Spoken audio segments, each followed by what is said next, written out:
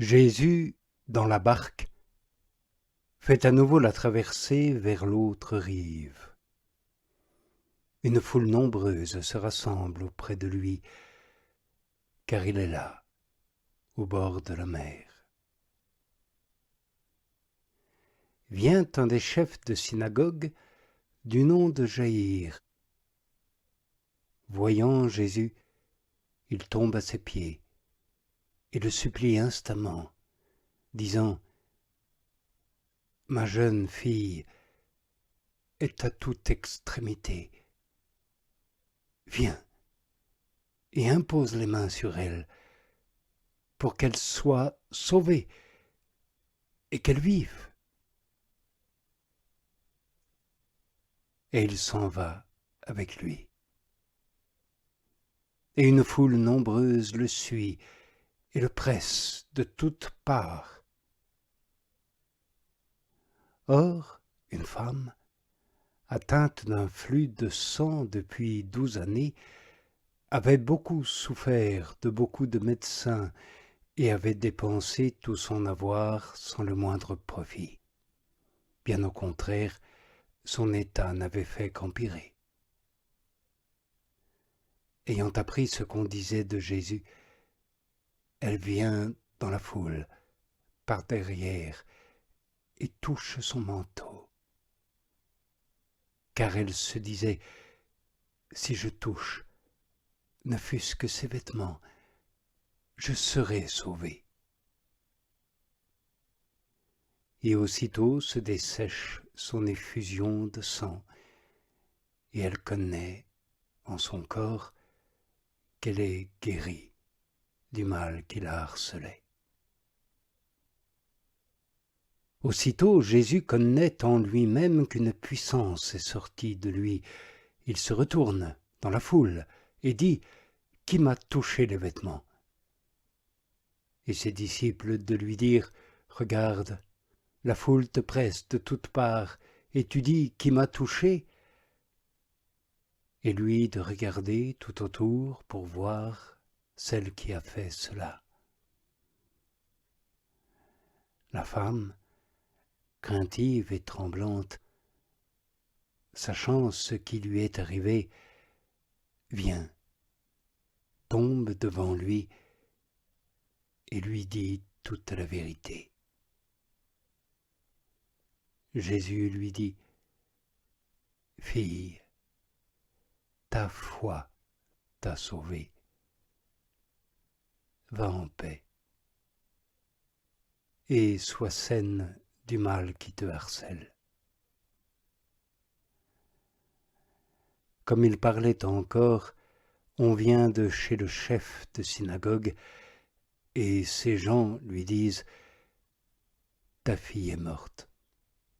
Pourquoi fatiguer encore le maître ?»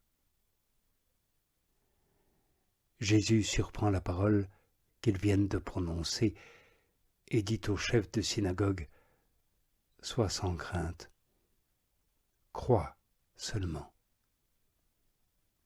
Et il ne laisse personne l'accompagner, si ce n'est Pierre et Jacques et Jean, le frère de Jacques.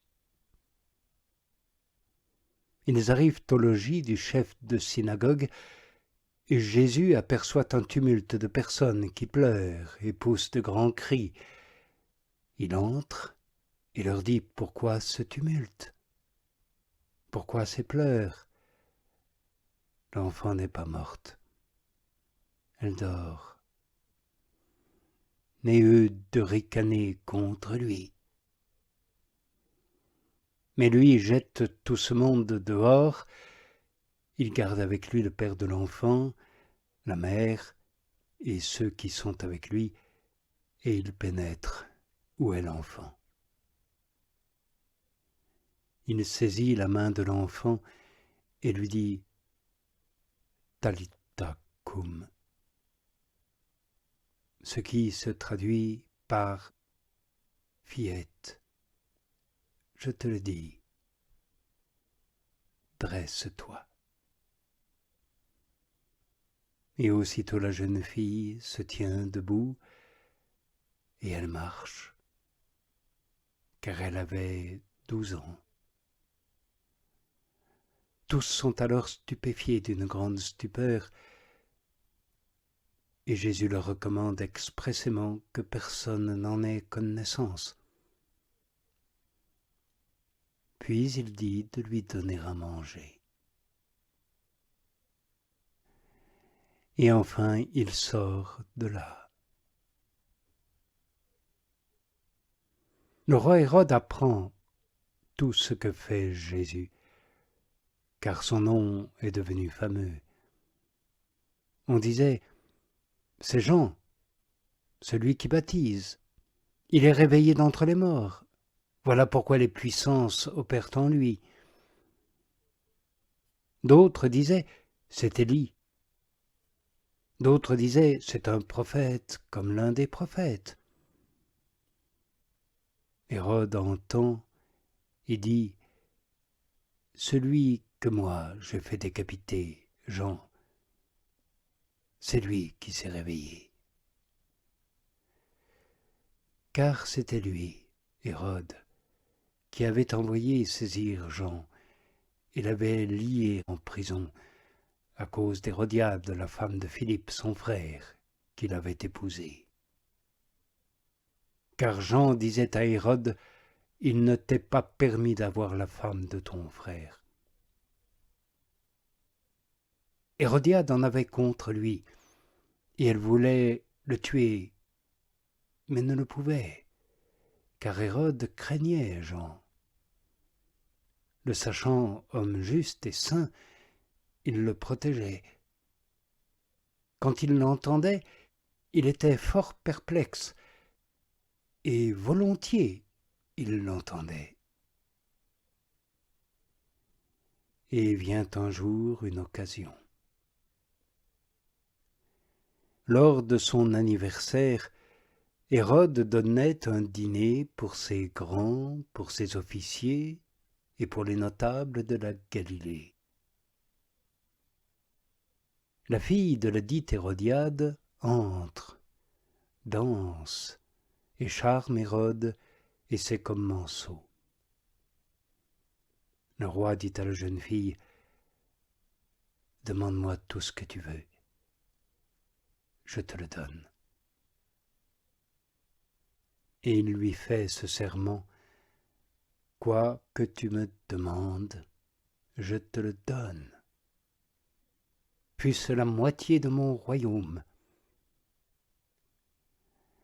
Elle sort et dit à sa mère, « Que dois-je demander ?» Celle-ci dit, « La tête de Jean, celui qui baptise. » Elle revient aussitôt en hâte auprès du roi et fait sa demande. « Je veux qu'à l'instant, tu me donnes sur un plateau la tête de Jean le baptiseur. » Le roi devient triste. Mais à cause de ses serments et des convives, il ne veut pas la repousser. Et aussitôt le roi envoie un argousin et lui commande d'apporter la tête. Il va, décapite Jean dans la prison, apporte sa tête sur un plateau, la donne à la jeune fille, et la jeune fille la donne à sa mère. Les disciples de Jean la prennent, enlèvent son cadavre et le mettent dans un sépulcre.